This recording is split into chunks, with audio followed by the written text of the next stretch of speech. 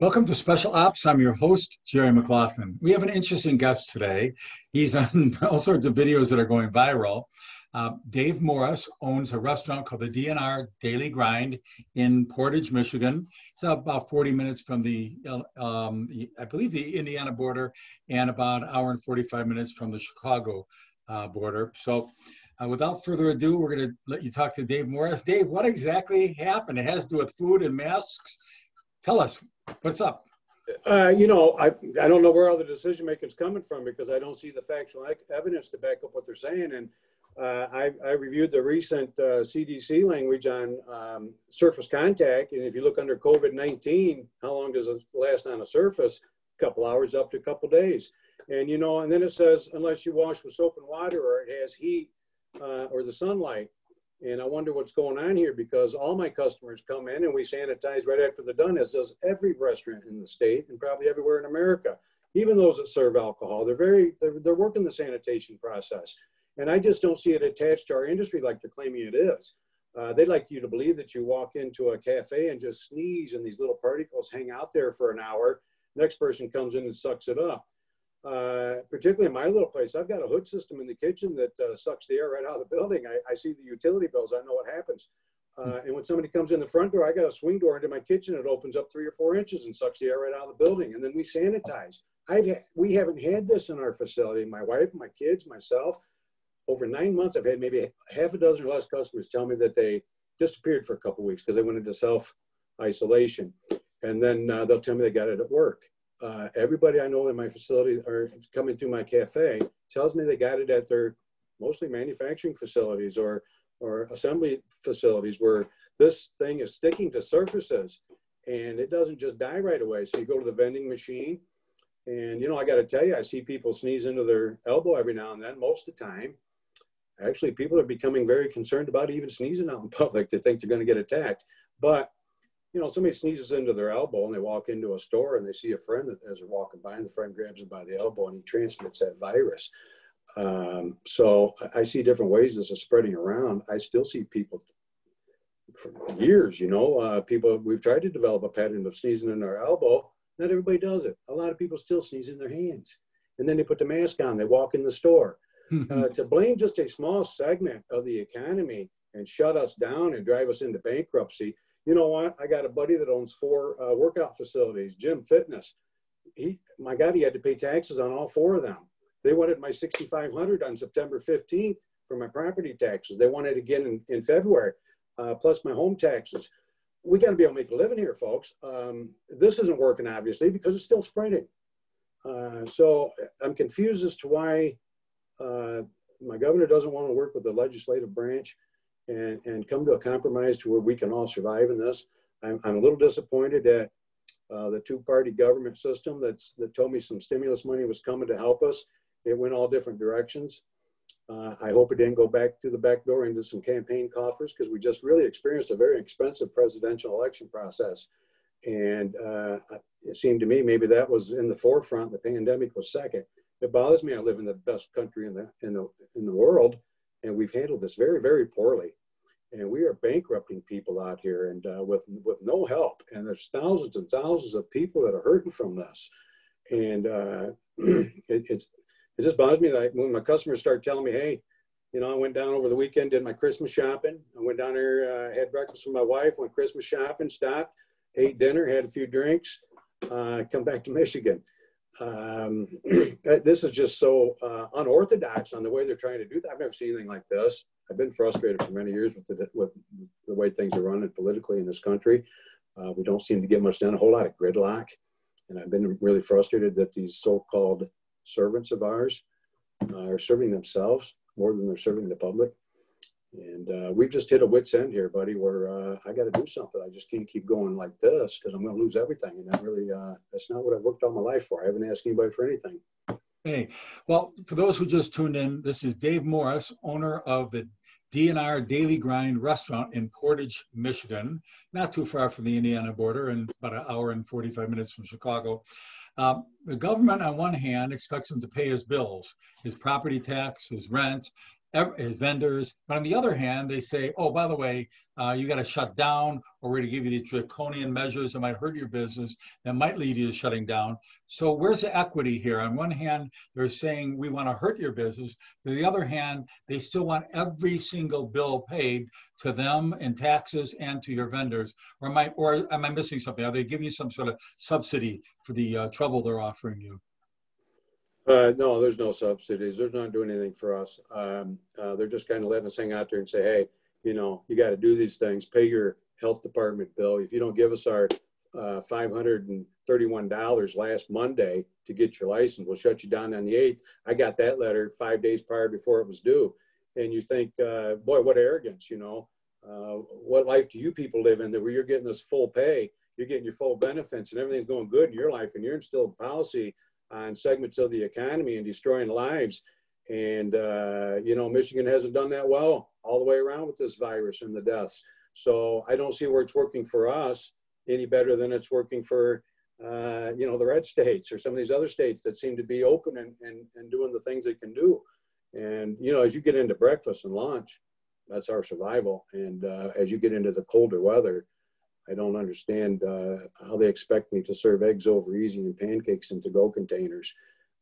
So no, there's no sub. They haven't helped us a bit. They're not interested in helping us. The loans that did come through the Small Business Association back in the PPP, you know, I don't have the lawyers and the attorneys and the accountants and the bank all in one group working together for me. They had all their paperwork submitted before it ever got to the smaller businesses.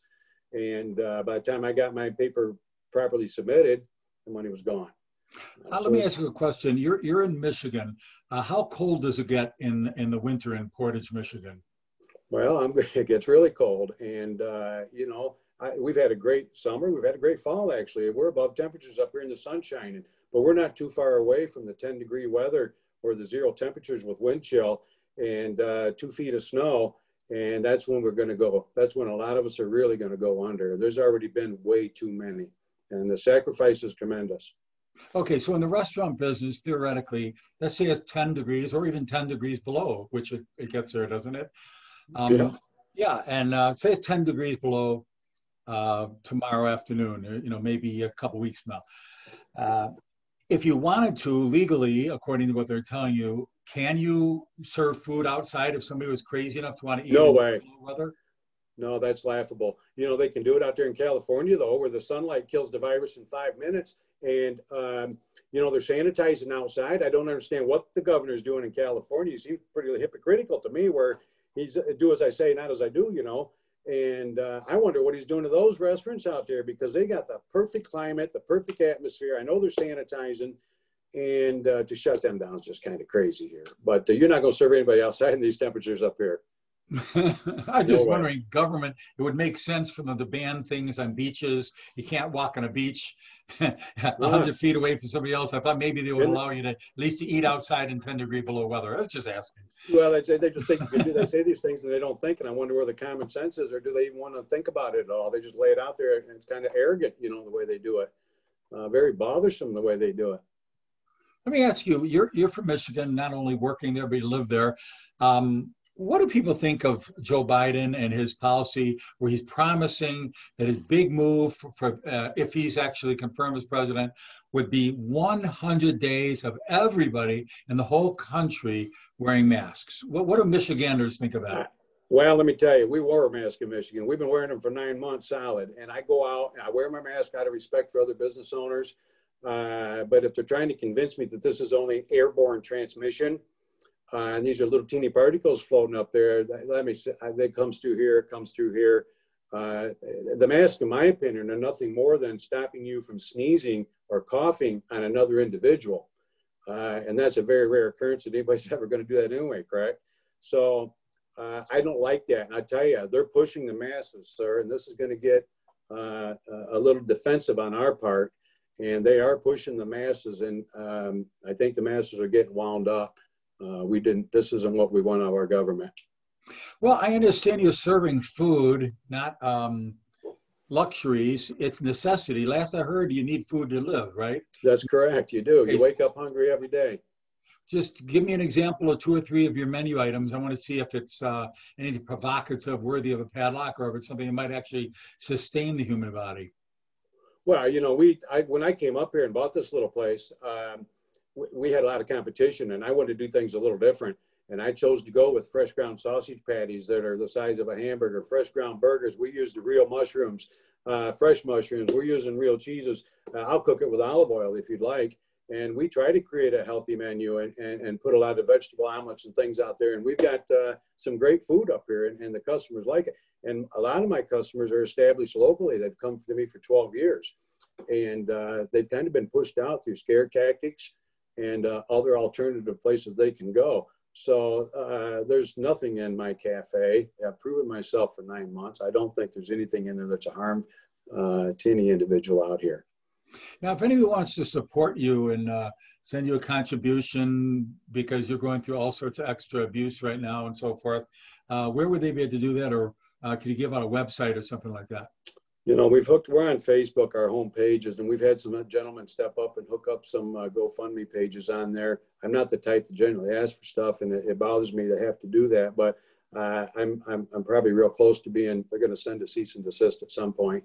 I know I've rattled some cages up here. So, you know, I don't know how I'll respond to that, probably just the way I've responded for the last week, but I know there is some GoFundMe on, and our address is on there if they'd like to send something.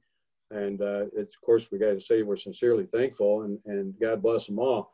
And you know, if we could bail ourselves out and don't use it, then it's a great time to maybe adopt some families for Christmas or things like that. But we'll try to be very charitable and be thankful at the same time, gracious and humble. Okay, so that would be on Facebook. Is it under the D&R Daily Grind? D as in David, R as in Rebecca Daily Grind? That's correct. Okay. That's correct. It's getting weird. I want to bring up a concept here. Yes, Donald Trump did get COVID, and now Rudy Giuliani's got COVID. Yeah. What would, in Europe, this is an opinion show. It's called Special Ops, which means special opinion. So let me ask you your enlightened opinion. What do you think will happen when 90% of the people out there, hypothetically, if they did, got COVID and they had the immunity and everything else, the antibodies? Do you think government would actually dare still tell people you can't wear masks even after that, discriminate against people who had and survived COVID, and they have to eat for nourishment to get well and sustain their body so they don't catch other things like pneumonia or the common cold or the flu or anything else?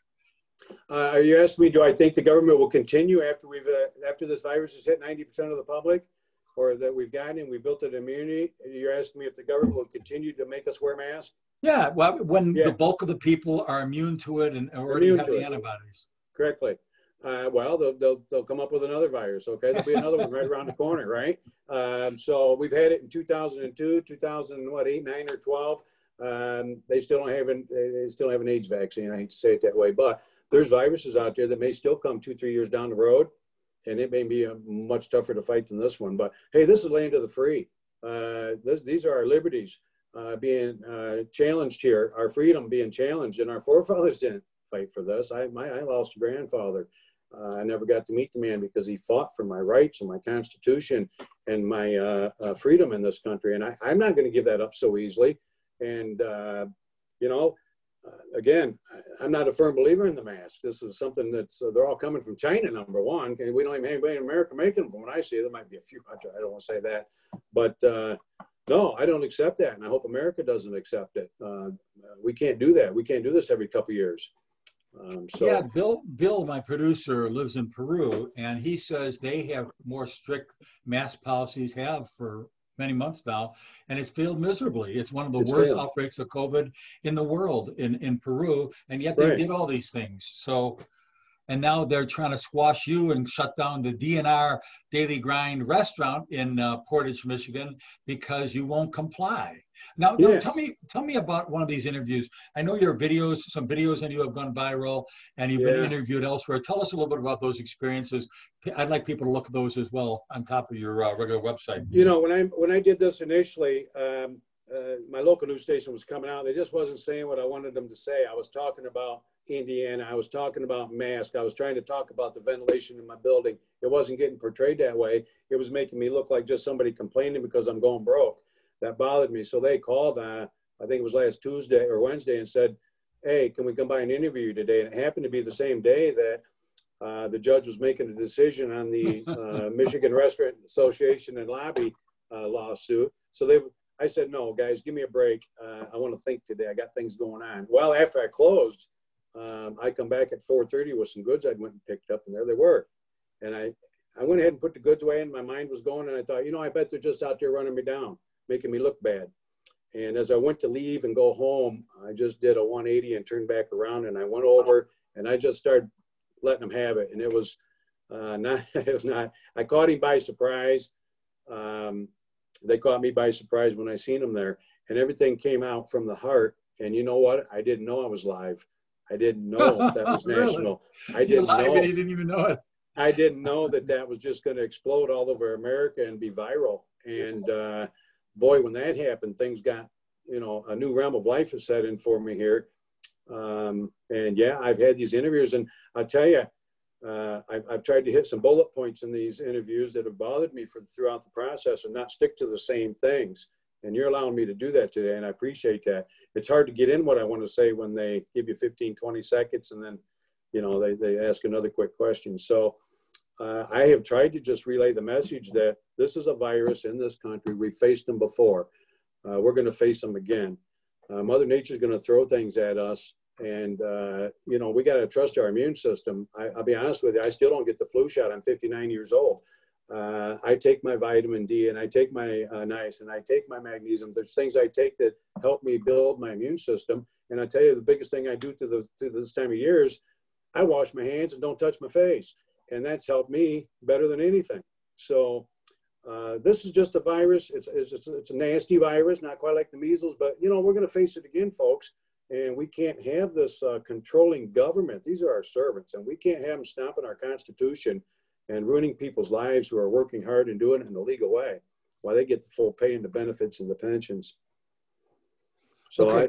We're talking to Dave Morris from the DNR Daily Grind restaurant in Portage, Michigan.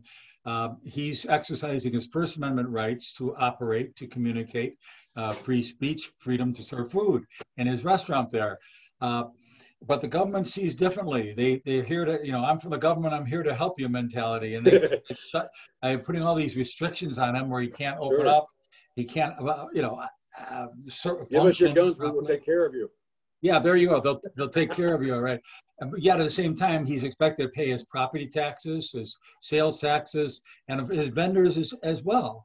So now the Supreme Court did enter in, and they ruled that the churches under First Amendment freedom of speech and freedom of religion, that they didn't have a right to shut down the churches after all. And now what I would maintain is that in the restaurant business is serving food, and in the Constitution and the Bill of Rights, our founding fathers had a phrase called life, liberty, and pursuit of happiness. Now, life, what sustains life? You need air to breathe, you need water to drink, and you need food to eat. They are literally, in what I would say, in an unconstitutional way, on speculative information of a guy like Dr. Fauci, shutting down places that serve oxygen, which would be nursing organization. My wife happens to run a home nursing business, and oxygen is a big part of that. So when they shut down nursing, they're shutting down oxygen from what you could breathe if they were to do that. Okay, and the next thing would be fluids. They shut down bars. Now, people might knock it and say, well, those are spirits more than fluids. I suppose it depends on what kind of drink. Sure. It's still, they serve soda pop, they serve water there as well. Yeah, they do. Yeah, and they sanitize.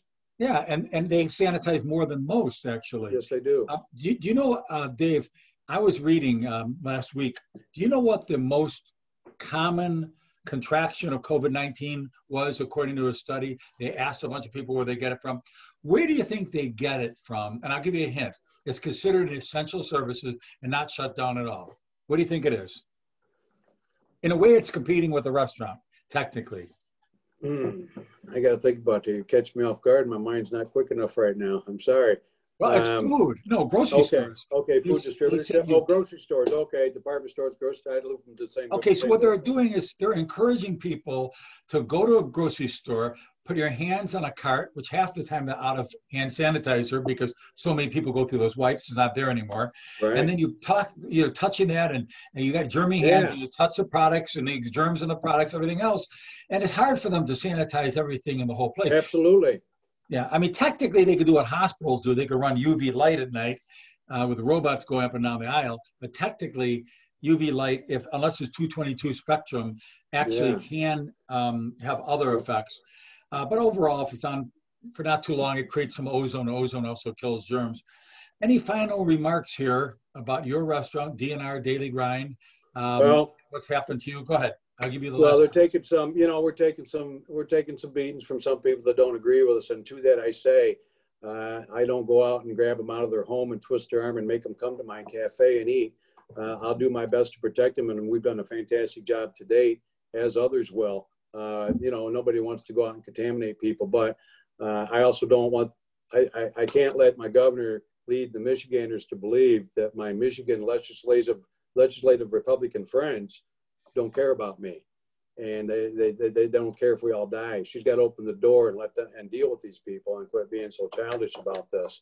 So this is land of the free, and I want people to express their freedoms and their liberties. There was a lot of bloodshed to get there, and let's not lay down so easily in this country anymore. They've kept us divided for too long. We got to unite, love one another, and come out and say you're not going to do this to us. We're just not. We're not going to stand up for this any longer.